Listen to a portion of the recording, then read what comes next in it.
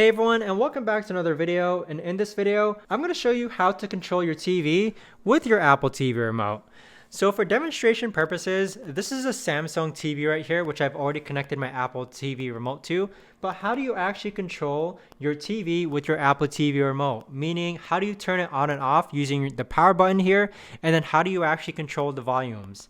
So the way to do this is that this video is going to be short, sweet, and simple, guys. There's not going to be a lot of steps involved. Let's first open up our settings tab here. And then next, you want to click on remotes and devices. So from here, you want to scroll all the way down to where it says home theater control. Now, there's a lot of important options here, guys. The first thing that you want to do is that you want to click on control TVs and receivers and make sure that this is turned on.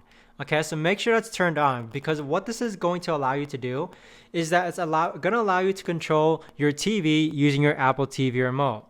The next thing is volume control. So if you click on volume control, mine was initially set to off, meaning that I wasn't able to do volume control using my Apple TV. Now that I have it set to auto, I'm now able to control my volume using my Apple TV remote. So another thing too though, guys, is that I highly recommend that you set your on-screen volume to display set to show.